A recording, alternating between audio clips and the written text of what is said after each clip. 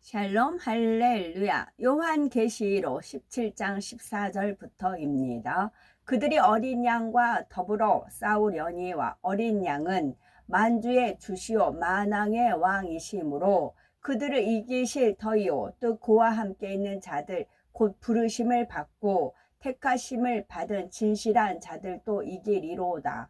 또 천사가 내게 말하되 네가 본 바 음녀가 앉아있는 물은 백성과 무리와 열국과 방언들이니라. 네가 본 바 이 열불과 짐승은 음녀를 미워하여 망하게 하고 벌거벗게 하고 그의 살을 먹고 불로 아주 자르리라. 이는 하나님이 자기 뜻대로 할 마음을 그들에게 주사 한 뜻을 이루게 하시고 그들의 나라를 그 짐승에게 주게 하시되 하나님의 말씀이 응하기까지 하심이라. 또 네가 본 바 그 여자는 왕들을 다스리는 큰 성이라 하더라. 요한계시록 18장. 이 일 후에 다른 천사가 하늘에서 내려오는 것을 보니 큰 천사를 큰 권세를 가졌는데 그의 영광으로 땅이 환하여 지더라. 힘찬 음성으로 외쳐 이르되 무너졌도다 무너졌도다 큰 성 바벨론이여 귀신의 처소와 각종 더러운 영이 모이는 곳과 각종 더럽고 가증한 새들이 모이는 곳이 되었도다. 그 음행의 진노의 포도주로 말미암아 만국이 무너졌으며 또 땅의 왕들이 그와 더불어 음행하였으며 땅의 상인들도 그 사치의 세력으로 치부하였도다 하더라. 또 내가 들으니 하늘로부터 다른 음성이 나서 이르되 내 백성아 거기서 나와 그의 죄에 참여하지 말고 그가 받을 재앙들을 받지 말라. 아멘. 요한계시록 강의 62번째. 적그리스도의 세력의 핍박에 맞서 최후까지 이겨내는 사람들입니다. 7년 환란의 극심한 핍박과 고난 속에서도 끝까지 신앙을 지키는 사람들이 있습니다. 그들은 대부분 순교하지요. 성령이 이미 거두어진 상태에서 모진 고문들을 이겨내고 순교한다는 것이 결코 쉬운 일이 아닙니다. 그러나 주님에 대한 참 믿음을 가진 사람들은 결국 그 모든 것을 이겨낸다는 사실이지요. 14절에서는 적그리스도의 세력의 핍박에 맞서 최후까지 이겨내는 사람들이 과연 어떤 사람들인지를 설명하고 있습니다. 요한계시록 17장 14절에 저희가 어린 양으로 더불어 싸우려니와 어린 양은 만주의 주시오 만왕의 왕이시므로 저희를 이기실 터이요 또 그와 함께 있는 자들 곧 부르심을 입고 빼내심을 얻고 진실한 자들은 이기리로다. 주님과 함께 있는 자들이 이긴다 했습니다. 그리고 주님과 함께 있는 자들이란 곧 부르심을 입고 빼내심을 얻고 진실한 자들이라 말씀하고 있지요. 이들 각각의 의미에 대해서 먼저 부르심을 입은 사람이란 간단히 말해서 택함을 받은 사람입니다. 그런데 이때 택함 받았다는 말의 의미를 잘 알아야죠. 마태복음 22장 14절에 청함을 받은 자는 많되 택함을 입은 자는 적으니라 말씀하셨지요. 이 말씀대로 주님께서는 모든 사람을 청하십니다. 그러나 막상 그 청함에 순종하여 주 안으로 들어온 사람들은 그리 많지 않지요. 이렇게 청함에 순종하여 주 안으로 들어온 사람을 가리켜 택함 받았다 하는 것입니다. 택함을 받았다고 하니까 무조건 구원받도록 선택을 받았다는 뜻이 아니지요. 스스로가 주님의 부르심에 순종하여 주 안으로 들어온 경우를 가리킨다는 사실입니다. 그러므로 구원은 예정이 아니며 어디까지나 본인의 자유의지에 따라 결정이 됩니다. 다만 모든 것을 다 아시는 하나님께서는 미리 예지하고 계시기 때문에 누가 순종하여 택함을 입을지도 아십니다. 또 누가 더 온전히 순종하여 하나님의 귀한 도구로 쓰임 받을지도 아시지요. 그래서 바로 그들을 통해 하나님의 일을 이루시며 하나님의 나라를 확장해 가십니다. 이것을 예지 예정이라 하지요. 예정론과 예지 예정론의 가장 큰 차이점은 한마디로 자유의지라 할 수가 있습니다. 예정론을 따르는 사람들은 하나님께서 이미 모든 것을 정해 놓으셨기에 구원 역시 정해진 것이라 말합니다. 그러니 한번 구원받았다고 정해지면 그것이 끝까지 유효하다는 말이지요. 반면에 예지 예정론을 따르는 사람들은 자신의 의지에 따라 결과가 얼마든지 변할 수 있음을 압니다. 물론 하나님께서는 각 사람이 어떻게 선택하고 어떤 결과로 나와질지를 다 아십니다. 그렇다 하여 이 말이 하나님께서 그렇게 되도록 다 정해버리셨다는 뜻이 아니지요. 결과는 사람의 자유의지에 따라 얼마든지 변할 수가 있는데 다만 하나님께서는 그 결과까지도 아시고 모든 것을 계획하여 이루신다는 뜻입니다. 이 예정론, 제 카카오 스토리, 카카오 스토리죠. 이것이 이제 무자격이잖아요. 아무나 들으면 돼요. 전달해서 들으면 돼요. 그런데 여기에서 답을 찾는 사람이 있고 여기에서 하나님을 만나는 사람이 있고 그러겠지요. 나팔을 붑니다. 그러나 그 나팔소리를 듣기 싫어 귀를 막는 사람이 있고 한 귀로 듣고 한 귀로 흘러버린 사람이 있고 그것을 귀담아 들어서 자기가 생명으로 여겨서 이 말씀을 붙들고 기도해서 하나님 만나는 사람도 있겠고 믿음이 장성한 믿음에 이르기까지 가는 사람도 있겠고 그건 뭐예요? 다 청하잖아요. 누구든지 들으시오. 그러나 택함은 뭐예요? 저는 제가 택한다고 안 했어요. 자유의지 속에서 본인이 택하 나갑니다. 그거를 누가 하나님 아버지께서 그 금도끼 은도끼에도 그 정직함에 반해서 그 산신령이 금도끼 은도끼도 같이 주시듯 마찬가지 정직요. 하나님 말씀대로 성실 정직 진실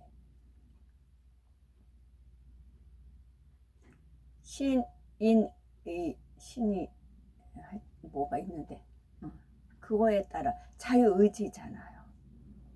그리고 이제 콩나물에 물 주듯이 계속 듣다 보면 어느 정도 믿음이 자란다고요. 그다음 이거 어느 순간에 딱 믿음이 와요. 확고하게. 그래서 좋은 편을 택해서 빼앗기지 않으면 됩니다. 왜냐하면 원수마귀 사탄이 항상 의심을 주고 부정적인 생각을 줘서 이렇게 뺏으려고 하거든요. 그걸 빼앗기지 않게 붙들으셔야 되는 겁니다. 따라서 예정론을 따르는 사람과 예지 예정론을 따르는 사람과는 신앙생활이 전혀 다를 수밖에 없습니다.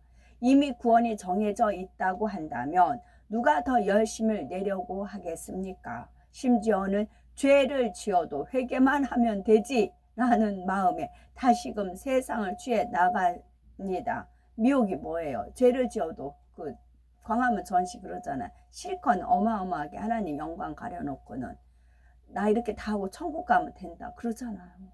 그 사람들이 거기 그래서 사람들이 몰리는 이유가 뭐예요? 내 마음껏 살고 내가 절제하거나 규제하거나 뭐 이제 하나님 말씀에 구속받지 않고 내 마음껏 살아요. 혈기 내면 혈기 내고 싶고 욕심 부리고 욕심 부리고 싶고 그리고도 천국 간다고 하니까 머리가 그러니까 얼싸좋고나고 모이는 이유가 그래요. 사람들이 안 떨어져 나가는 이유가 그래요. 그래도 천국 간다고 하니까 마지막에 뭐예요? 천국 간다고 하잖아요.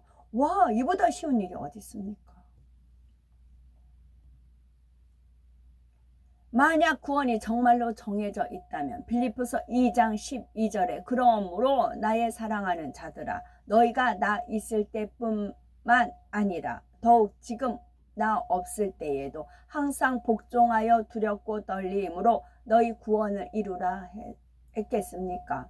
구원의 완성을 이루는 그 순간까지는 결코 마음을 놓거나 방심해서는 안 됩니다.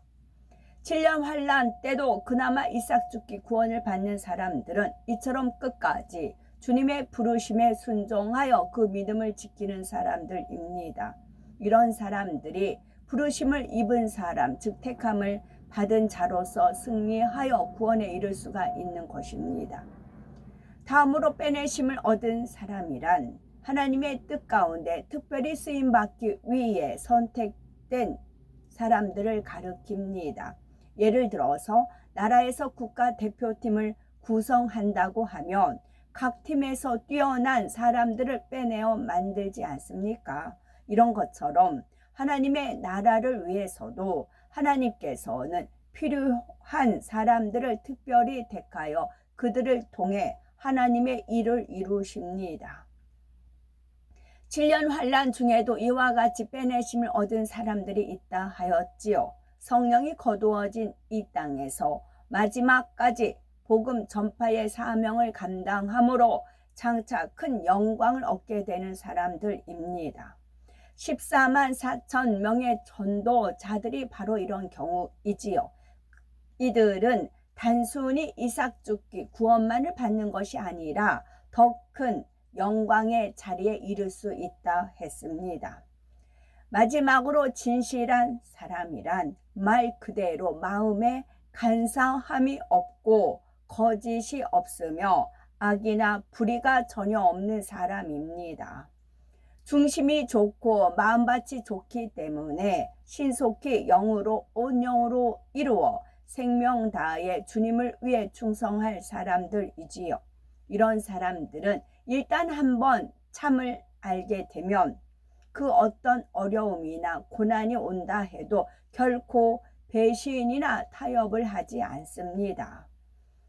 아버지 하나님께서는 오늘날에도 바로 이러한 사람들을 찾으신다는 사실입니다. 정녕 참마음과 온전한 믿음을 가진 자로서 아버지 하나님 편에서도 100% 믿고 일을 맡길 수 있는 사람이지요.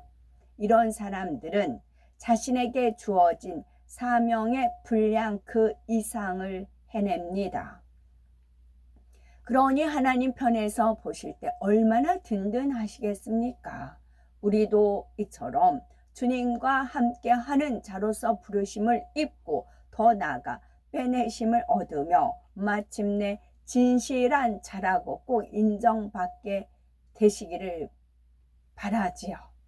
요한계시록 17장 15절에 여기서 꼭 인정받게 되시기를 주님의 이름으로 축원합니다. 이때 저는 이 말을 쓰지 말아야 할 자들이 이런 말을 쓰잖아요. 너무 막 거북스러워요. 주님의 이름으로 축원합니다. 저 사람 입에서 주님이란 이름 말조차 나오는 것만 것조차도 거부 반응이 일어나는 경우가 있어요. 근데 주님의 이름으로 축복합니다. 주님의 이름으로 주님의 이름. 주님의 이름을 너무 더럽혀요. 그래서 저는 이 부분은 안 읽습니다. 요한계시록 17장 15절에 또 천사가 내게 말하되 네가 본 바 음녀에 앉은 물은 백성과 무리와 열국과 방언들이니라 했습니다. 음녀가 앉은 물이 백성과 무리와 열국과 방언들이라 했는데 이는 바로 이 세상을 의미하지요. 누시퍼와 그의 사주를 받은 적그리스도의 세력은 이 세상의 모든 것을 주관하며 그 위에 군림하고 통제하며 명령합니다. 물론 그들은 어둠 가운데 살며 어둠과 짝하고 동조하는 사람들을 도구로 사용하여 이 세상을 주관해 나갑니다. 이런 세상을 살아가는 사람들에게는 사실 기쁨도 감사도 웃음도 그 어떤 행복도 찾아볼 여유가 없지요. 그러니 7년 환란 동안에는 황량함과 살벌함 또한 모든 감정까지도 메마른 듯한 각박함 가운데서 오는 정신적인 고통 역시 너무나 크다는 사실입니다.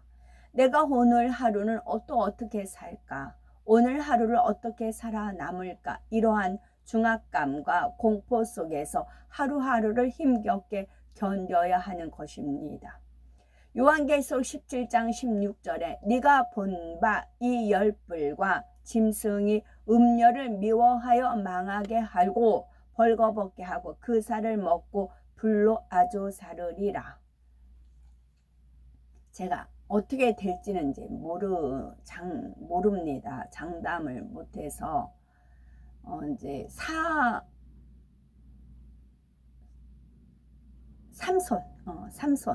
삼손이 단지파라고 하더라고요. 삼손이 단지파인데 삼손의 그 능력이 그 머리카락에 있다 했어요. 그래서 머리카락이 자르고 머리카락이 다시 자라면서 힘이 와서 마지막 순교함으로써 생을 마쳤죠. 제가 이제 가끔 이제 생활고 그런 문제를 말씀을 드립니다. 그것은 제가 이제 사인으로 피부적으로 느껴지는 그런 거기 때문에 그래요. 그러면 경제활동하면 되지.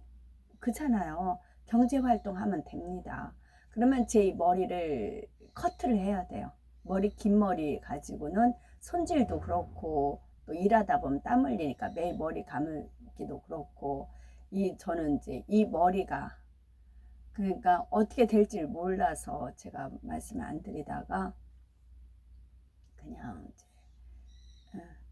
마치 그와 같다 했거든요. 단지파의 삼손의 힘이 머리에 있잖아요. 그러면 제가 단지파가 요한계시록에는 없지만 단지파를 만드는 거라고 했어요. 그는 제 생각이 아니고 단물만 나는 단지파, 오로지 단지, 단상, 그 재단, 그 단이잖아요. 요한계시록에 사라진 그 단지파를 만드는 거예요. 그러니까 언약궤를 섬기는 하나 그룹을 이렇게 지파로 만들면 단지파인 거예요. 단물만 나오는, 입에서 단물만 나오는 그런 단지파, 이름을 명명하면 단지파예요. 그 단지파 중에 하나가 삼손이라 하더라고요. 그래서 삼손은 또 머리 긴 것이 그렇게 돼요. 그래서 제가 이 머리를 이제 은혜 가운데 이제 제 뜻 아니에요. 제 힘으로 할 수 있는 것도 아니고 그 머리털까지도 다 세신 바 되신 하나님 그런 은유적인 그런 것도 있고 그래요. 그래서 경제 생활을 이제 접고 있다 보니까 제 수준에서 넉넉히 살았어요. 근데 왜 지금 고비가 옵니까? 물가가 올라서. 보통 배로 올랐어요. 물가가 올라서. 그러면 하나님이 그걸 아셨겠죠. 물가가 오른 건 아셨겠죠.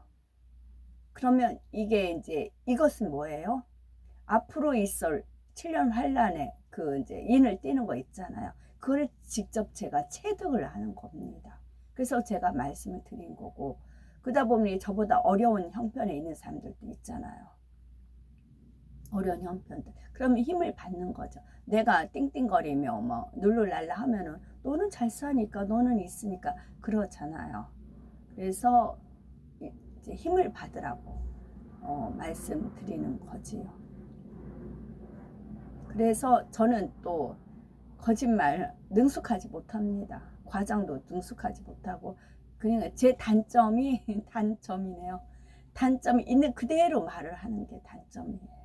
너무 그렇게 까발리고 너무 솔직하게 말한다. 그렇게 말을 하는 게 있었어요. 그래서 그런 아픔도 있고 그런 게 있었습니다. 좀 숨겨라. 양파같이 좀 이렇게 숨기고 해야지. 넌 너무 네 삶을 너무나 드러내게 말을 한다. 매력 없게 뭐 그런 식이었어요. 근데 이것이 또 하나님께서 쓰시는 그런 하나의 이제 단점인 거죠. 정점 단점인 것입니다. 지금 그래서 드리는 말씀이에요. 물가가 너무 치솟아 올랐기 때문에. 이 말씀은 육으로 보면 이해가 안 갑니다. 음녀인 누시퍼의 조종을 받던 열불과 짐승이 이제 와서는 음녀를 미워하여 망하게 한다 말씀하지요. 심지어 벌거벗게 하고 그 살을 먹으며 불로 아주 사른다고까지 말씀합니다. 그렇다면 어떻게 이런 일이 일어나는 것이며 이 말씀의 의미는 무엇일까요? 이 말씀에 담긴 참뜻은 7년 환란의 마지막 때가 되면 적그리스도의 세력이 서로 간에 싸우며 마침내 스스로 붕괴한다는 것입니다. 7년 환란의 막바지에 이르게 되면 적그리스도의 세력 안에서 내분이 일어납니다. 그동안 쌓였던 감정들이 폭발하면서 서로 간에도 악의 악을 바라게 됩니다. 그동안 협력했던 모든 것이 숲으로 돌아가며 서로가 자기 살 길을 찾기 위해 상대를 짓밟고 해를 가하는 것이지요. 언제 우리가 서로 협력했었냐는 듯이 이제는 서로가 이를 갈며 싸우게 됩니다. 이것이 바로 육의 속성이지요. 당장의 유익을 위해서는 서로 손을 잡지만 결국 자기 유익에 맞지 않게 되면 언제라도 배신하며 원수를 맺을 수 있습니다. 육의 사람도 그렇지 않습니까? 서로가 서로 아니면 안 될 것처럼 말을 하지만 시간이 지나면서 점차 의견이 안 맞고 자기 유익에 맞지 않으면 결국 배신하여 마치 헌신짝처럼 버리고 뒤돌아서는 것입니다. 그렇게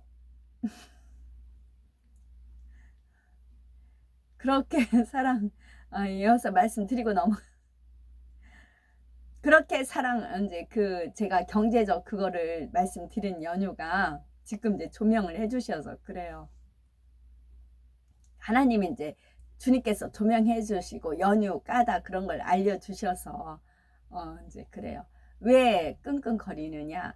베풀어야 되는데 지금 그만 막 이렇게 제가 넉넉해야 남한테 뭣도 주고 이렇게 베풀잖아요. 이제 흔한 말로 빵이죠. 빵도 이렇게 만들어서 나눠주고 뭐 그런 그 행복감, 그 즐거움이 있잖아요. 그걸 지금 제가 못하니까 이게 마음이 좀 눌려서 그런다. 지금 그렇게 그래서 그런 거다라고 알려주셔서 그런 겁니다. 너무 껑충껑충 올렸거든요. 그러니까 이제 예를 들면 455g짜리 버터가 5천 얼마 주고 샀어요. 근데 지금은 이제 6,000원, 7,000원 그렇게 돼버려요. 보통 빵 하나 전에도 20개 이제 5천 얼마씩 주고 20개 샀어요. 20개 사서 냉동실에 딱 쟁여놓으면 얼마든지 내가 맞아 나 빵 만들어 주고 싶어 그러면 얼마든지 이제 버터 갖다가 만들었거든요. 근데 이게 단절된 거예요.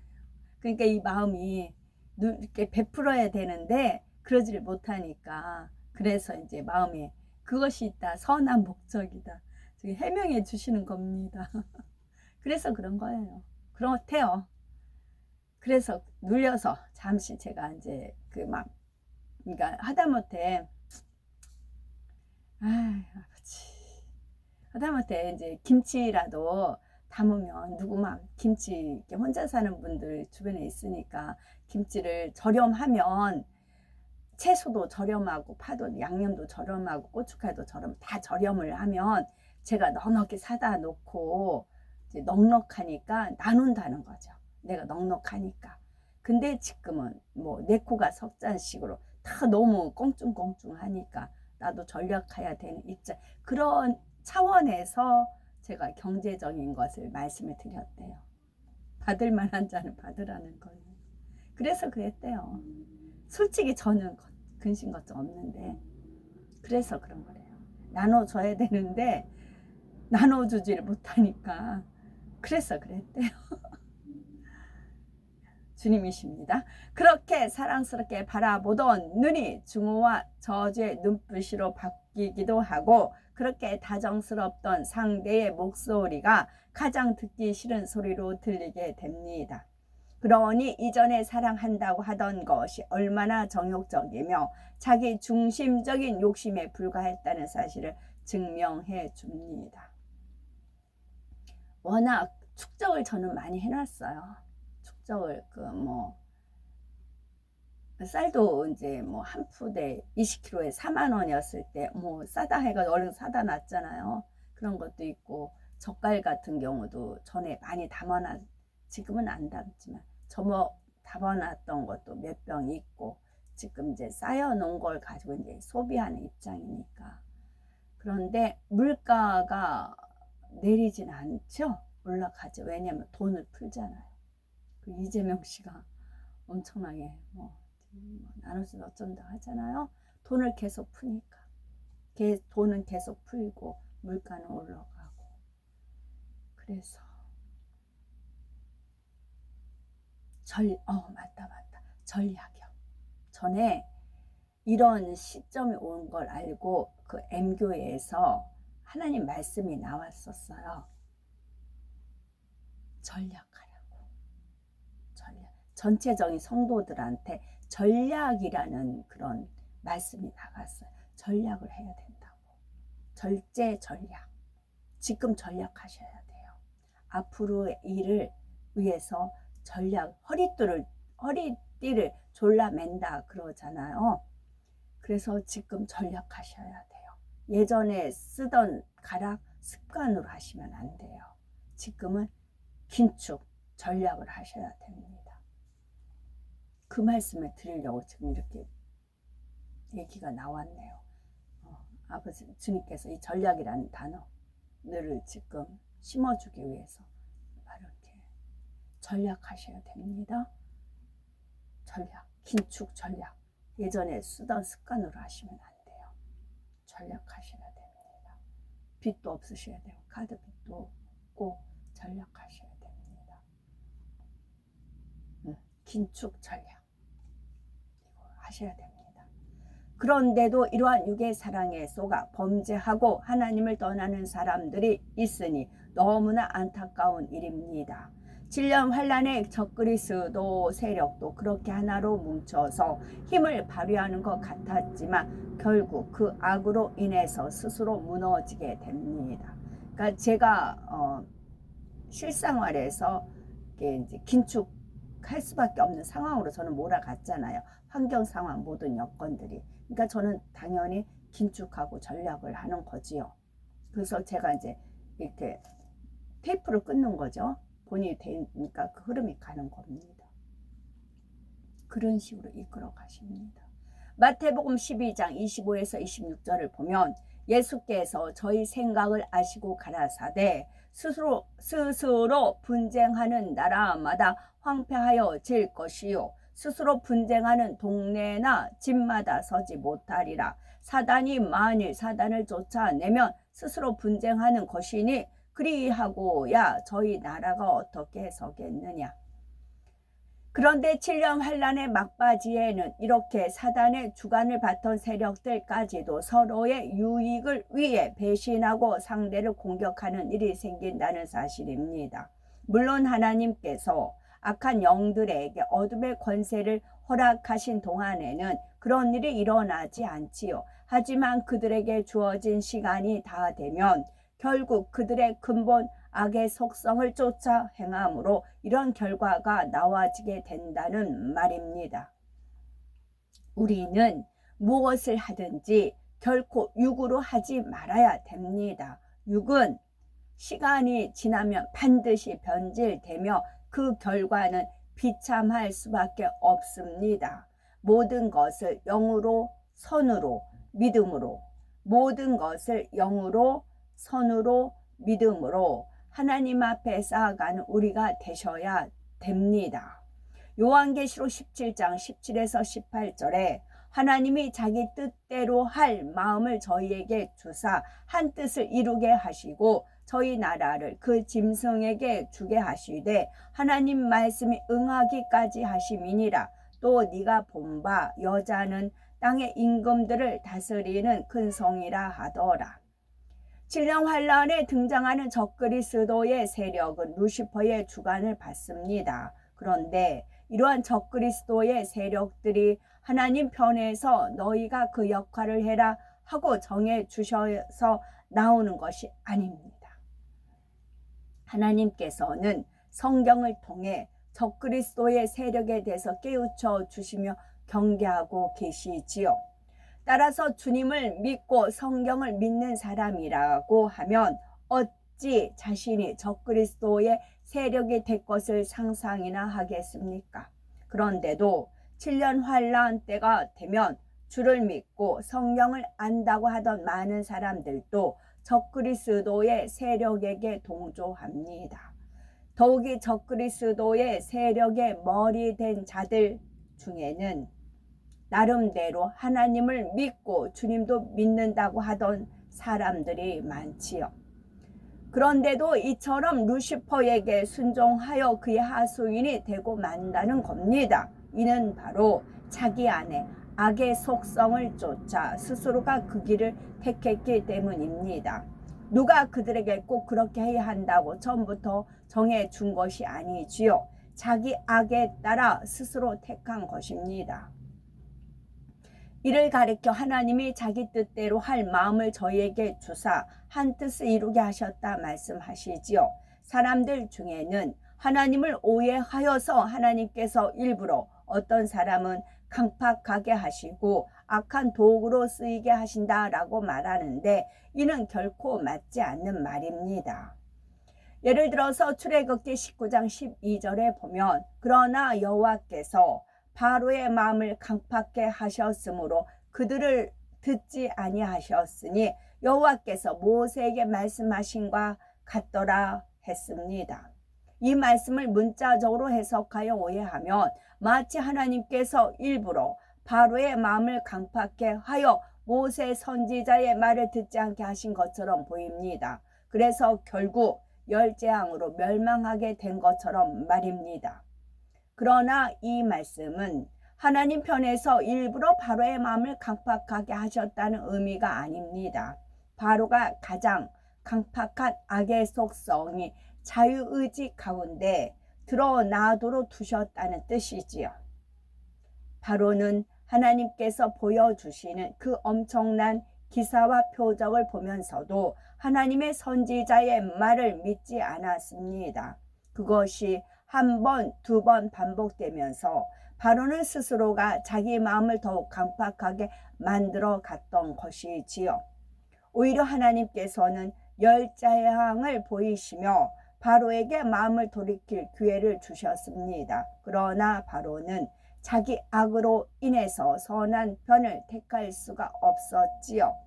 그 마음이 악하니 선을 택하려 하다가도 결국은 다시 악을 택하고 말았다는 사실입니다.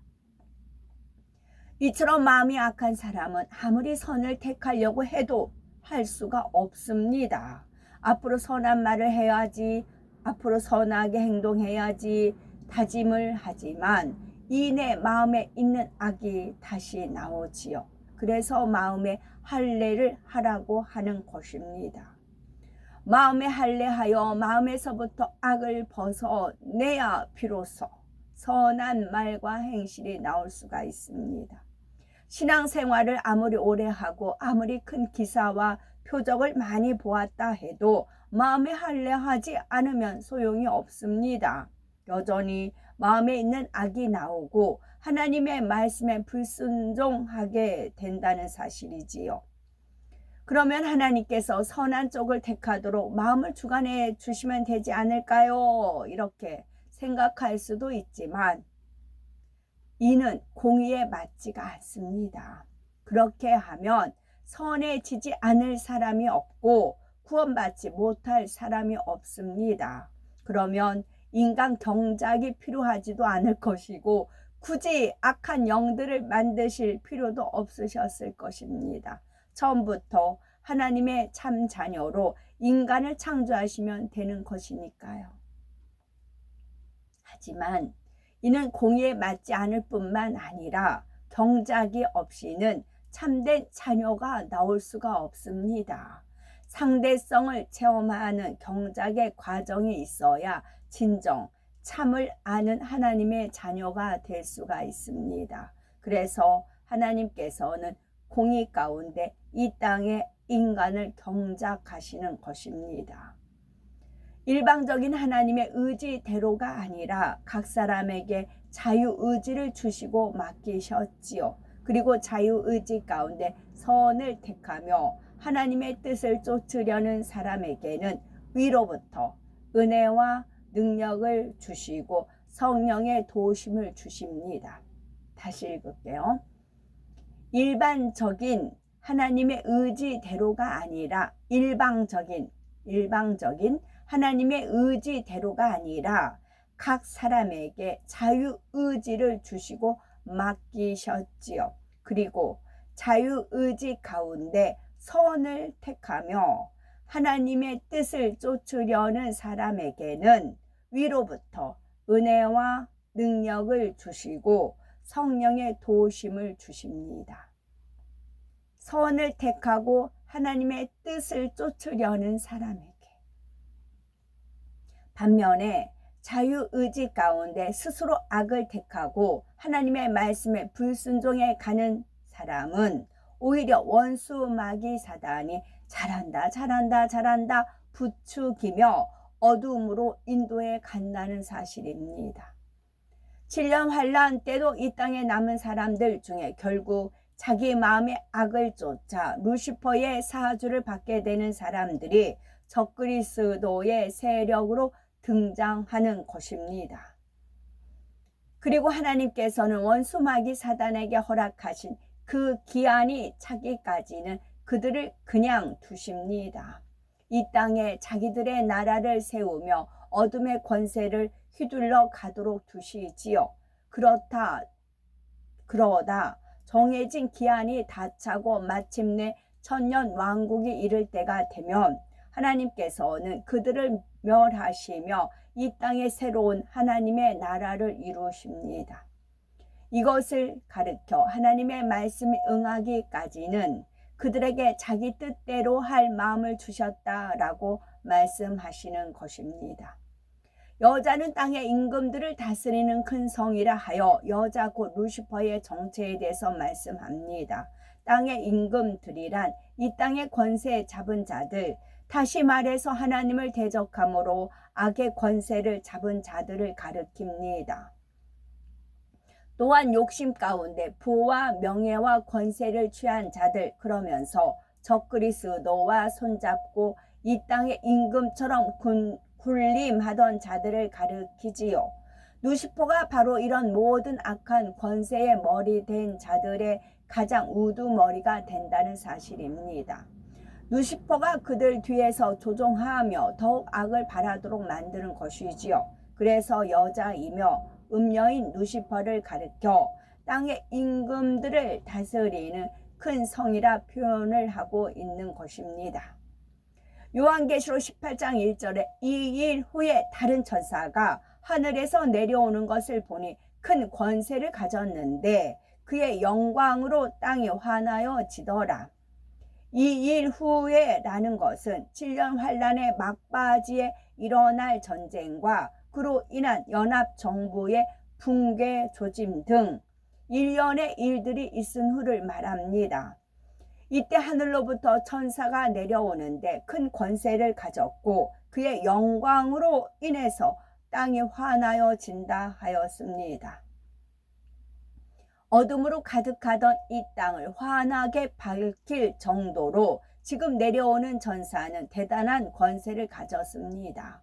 연합정부 즉 적그리스도의 세력을 멸하고 7년 환란을 마무리할 권세를 가진 천사이지요. 이처럼 중요한 사명을 이루기 위해서 하나님께서는 그만큼 높은 서열에 있는 천사를 이 땅으로 보내시는 것입니다. 이 천사는 이 땅에 내려와서 이제 하나님의 공의를 밝히 드러내지요. 사실 7년 환란 동안 이 땅에 살던 사람들 눈에는 적그리스도의 힘과 권세가 계속될 것 같아 보였지요. 그러나 하나님의 정하신 때가 되니 이처럼 하나님의 권능과 영광으로 어둠의 세력을 물리치게 됩니다. 요한계시록 18장 2절에서 3절에 힘센 음성으로 외쳐 가로되 무너졌도다 무너졌도다 큰 성 바벨론이여 귀신의 저소와 각종 더러운 영이 모이는 곳과 각종 더럽고 가증한 새에 모이는 곳이 되었도다. 그 음행의 진노의 포도주를 인하여 만국이 무너졌으며 또 땅의 왕들이 그로 더불어 음행하였으며 땅의 상고들도 그 사치의 세력을 인하여 치부하였도다 하더라.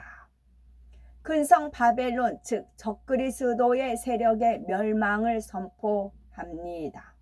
그들과 함께했던 만국도 무너지지요.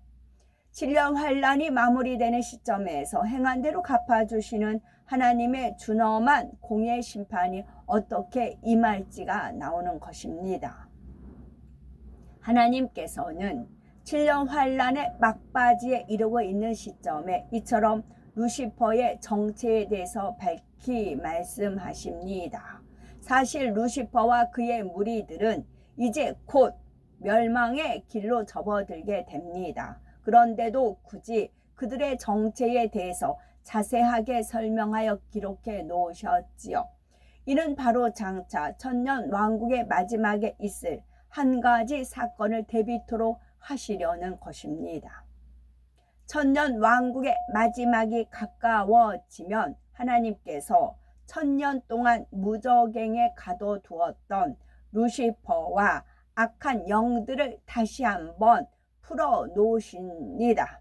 그리고 그들은 지난 천년 동안 영의 사람들에 의해서 열심히 복음을 가르침 받았던 이 땅의 수많은 육의 사람들을 미혹해 갑니다. 영의 사람들이 그처럼 가르치고 또 가르쳤음에도 결국 수많은 사람들이 미혹되고 말지요. 바로 그들을 위해서 하나님께서는 이처럼 7년 환란이 마무리되는 시점에 루시퍼와 그의 무리들의 정체에 대해서 다시 한번 밝히 말씀해 주고 계신 것입니다. 세상의 어둠을 주관해 갔던 그들의 정체를 밝히 알아서 미혹되지 않도록 하려는 것이지요. 요한 계시록을 기록해 하신 목적도 마찬가지입니다. 반드시 임하게 될 주님의 재림과 7년 환란을 살아서 맞이할 사람들이 있습니다. 그날에 모두가 7년 환란이 아닌 7년 혼인잔치에 이르기를 원하시기에 하나님께서는 계시록을 통해서 거듭 경계의 말씀을 하고 계신 것입니다. 물론 주님의 재림 전에 영원히 잠들었다가 주님을 맞을 사람들도 마찬가지입니다. 또한 혹여라도 7년 환란에 떨어진 사람이 있다면 그때라도 이 경계의 말씀을 붙잡고 승리하기를 원하시는 것입니다. 이러한 주님의 마음을 꼭 우리는 깨달아야 되겠지요. 요한계시록 22장 6절에서 7절에 또 그가 내게 말하기를 이 말은 신실하고 참된지라 주 곧 선지자들의 영의 하나님이 그의 종들에게 결코 속히 될 일을 보이시려고 그의 천사를 보내셨도다. 보라 내가 속히 오리니 이 책의 예언의 말씀을 지키는 자가 복이 있으리라 하더라 합니다. 많은 말씀을 들어서 아는 것만으로는 우리에게 복되다 할 수가 없습니다. 반드시 말씀을 지켜 행할 때라야 그것이 우리에게 진정한 복이 됩니다. 이 사실을 우리는 마음에 명심하시고 그래서 말씀을 지키는 자에게 주시는 아버지 하나님의 놀라운 축복을 우리의 삶 가운데 반드시 체험해 나가시는 복되고 복된 우리가 되셔야 되겠습니다. 아멘.